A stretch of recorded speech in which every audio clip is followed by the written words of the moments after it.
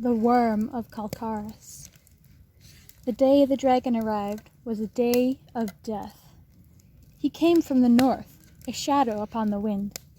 Soft and silent, he swept across the valley, blotting out the sun with his velvet wings.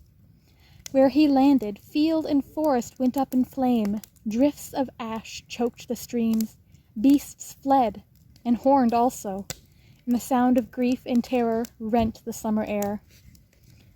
The dragon was named Vermund the Grim, and he was an old and cruel dragon, canny in the ways of the world. Word of him had come from the north, but never had there been a hint or warning that he had forsaken his lair in those frozen, far-off reaches.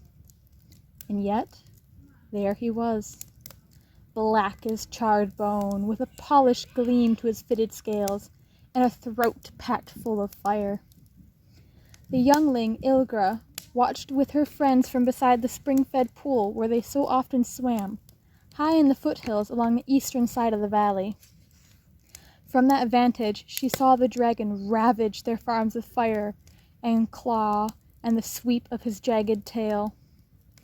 When the warriors of Khainskyi attacked with bow and spear and axe, Vermund's flame consumed them, or else he trod upon them and thus made an end to their ambitions.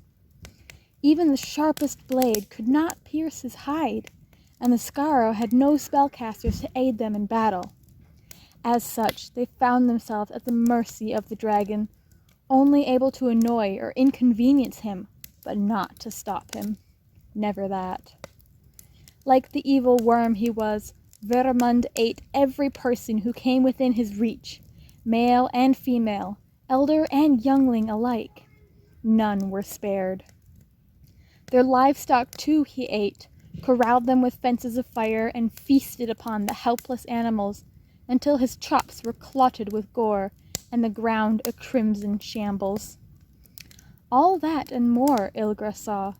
She could do nothing to help, so she stayed by the pool, though the weight hurt as much as any wound.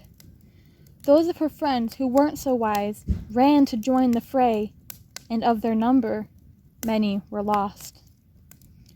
As the dragon approached the hall of her family, Ilga bared her teeth in a helpless snarl. Closer it came, then closer still, and then with a slow-moving swipe, the scaled monster crushed her home. A howl tore from Ilga's throat, and she sank to her knees, grasping the tip of her horns. Relief tempered her anguish when she saw her mother scramble free from the wreckage, and with her, Ilgra's younger sister, Yana. But it was a fleeting relief, for Vermund's head descended towards them, his heated maw parted.